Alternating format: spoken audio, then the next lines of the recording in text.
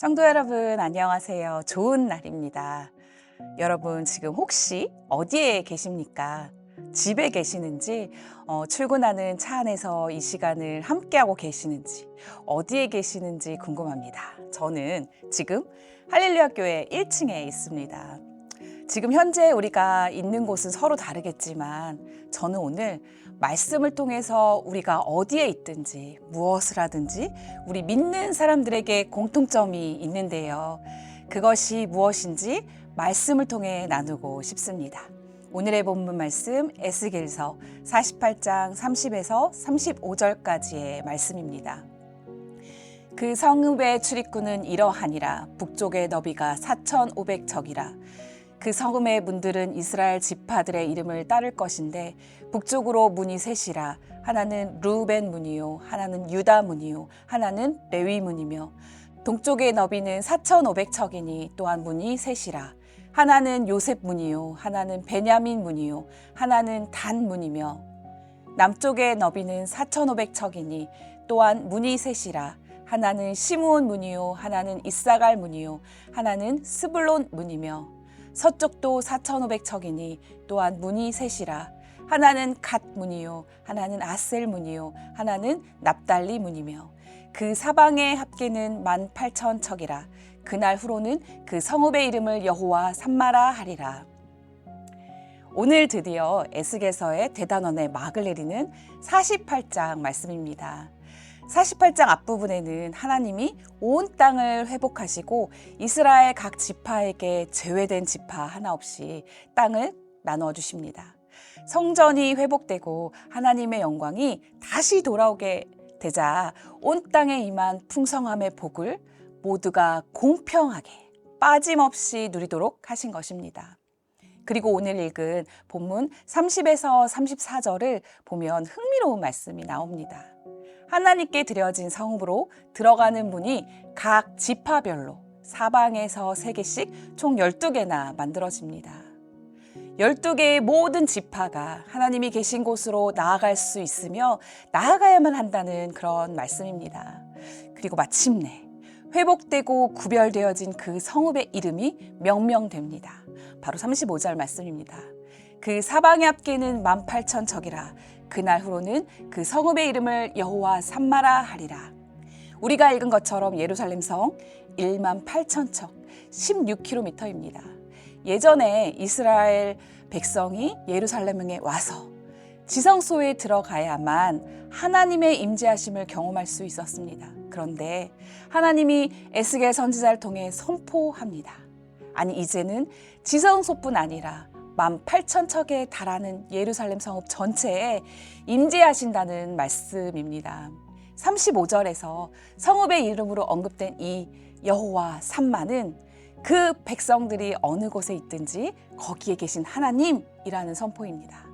이스라엘 백성이 예루살렘 성전에 있을 때도 거기 계시고 바벨론 포로로 있을 때도 거기 계시고 나의 백성이 어느 곳에 있든지 바로 거기에 함께하는 하나님이십니다. 그런 선포의 말씀이신 것이지요. 미국 인디언 가운데 나바호라는 부족 이야기를 들은 적이 있습니다. 나바호족의 아버지는 아들이 13살이 되기 전에 사냥하는 법, 물고기 잡는 법, 창 던지는 법, 텐트 치는 법, 이 모든 것을 가르친다고 합니다. 그리고 나바호족 아이들이 만 13세가 되면 이제 혹독한 성인식을 치릅니다. 그 아이들은 아버지를 따라 깊은 계곡으로 들어가게 됩니다. 들짐승도 있고 사나운 맹수도 있는 그런 계곡에서 소녀는 홀로 하룻밤을 보내야 합니다. 어느 날 만 13세가 된 소년이 있었습니다. 때가 되자 관례대로 아버지는 아들의 눈을 가리고 손을 끌고 깊은 계곡으로 들어갑니다. 더 깊이 들어갈수록 계곡 전체에 울려 퍼지는 짐승들의 소리로 인해 두려움이 생깁니다. 깊숙한 계곡 한가운데 도착하자 아버지는 아이의 가린 눈을 풀어주고 그대로 놔두곤 무심히 돌아서서 가버렸습니다. 얼마나 무서웠겠습니까? 아이는 아버지에 대한 원망, 그리고 맹수들에 대한 두려움과 공포, 차가운 밤 공기, 또 칠흑 같은 어두움과 싸우며 뜬 눈으로 밤을 지새워야 했습니다. 그리고 서서히 해가 떠오릅니다. 어렴풋이 주변이 보이기 시작합니다. 그때 한쪽 바위 곁에 버티고 서 있는 건장한 사나이가 시야에 들어옵니다. 바로 아버지. 어깨에 활을 메고 손에는 창을 든 늠름한 전사, 바로 그 아들의 아버지입니다. 그 온 밤을 그곳에서 묵묵히 아들을 지켜보며 잘 견디기를 소망한 사람, 아들을 불꽃 같은 눈동자로 지켜보며 그를 보호해준 바로 그의 아버지. 한순간도 그곳을 떠나지 않고 그 자리에, 거기에 있었던 아버지. 여러분도 그 아버지의 사랑이 느껴지지 않습니까? 여호와 삼마라는 말씀은 바로 함께 계시다는 것의 의미로 하나님의 큰 사랑의 표현입니다. 이스라엘 백성이 죄악으로 포로 생활을 하고 있지만 언제나 백성의 고난과 그 시험 중에 거기에 계신 하나님이셨습니다. 한 번도 그들을 혼자 두지 않고 함께 하신 우리 하나님. 이게 바로 여호와 삼마가 주는 사랑이고 은혜입니다. 진정한 사랑은 함께하는 것입니다. 얼마 전 투병 생활을 하는 가족이나 친구들로 인해 마음 아파하는 분들을 여럿 만났습니다. 그분들은 한결같이 목사님, 더 이상 해줄 수 있는 게 없어요. 함께 해주는 것밖에도 저희가 해줄 수 있는 게 없네요. 그런데 함께하는 것이 사랑입니다. 병든 친구를 위해 해줄 것이 없어 보이지만 함께 있어주는 것, 그것이 큰 사랑이었기에 그 투병하는 분에게 큰 힘이 되었으리라 확신합니다. 그런데 사람이 함께하는 것도 이렇게 큰 힘일진데 하나님이 함께 하신다는 여호와 삼마의 그 말이 얼마나 우리에게 큰 소망이 됩니까? 우리는 성경 속 믿음의 조상들의 모습에서 그런 하나님의 은혜를 쉽게 찾아볼 수 있습니다. 우리 형 에서를 피해 하란으로 떠나던 야곱을 기억하십니까? 루스 광야에서 쓸쓸히 잠들었던 야곱, 하나님은 그 야곱을 만나주시고 함께 해주셨습니다. 내가 너와 함께 있어 내가 어디로 가든지 널 지키며 너를 이끌어 이 땅으로 돌아오게 할지라. 내가 내게 허락한 것을 다 이루기까지 너를 떠나지 아니하리라 하신지라. 내가 너와 함께 있어 너를 떠나지 아니하리라. 야곱과 함께 하시며 지키시고 보호하시는 하나님. 이에 대한 야곱의 고백입니다. 여호와께서 과연 여기 계시거늘 내가 알지 못하였도다. 바로 여기 계신 하나님. 내 삶의 현장에 함께 하시며 지키시고 보호하셔서 마침내 축복의 자리로 돌아오게 하시는 하나님. 그 하나님을 야곱이 현재 있는 그 자리에서 여기에서 만난 것입니다. 또한 여호와 삼마의 의미는 장래 다가올 미래까지도 보장하신다는 말씀입니다. 에스겔서의 새 성전의 모습은 요한계시록의 하늘에서 내려오는 거룩한 성, 새 예루살렘의 모습입니다. 요한 사도가 하늘에서 들려오는 소리를 듣습니다.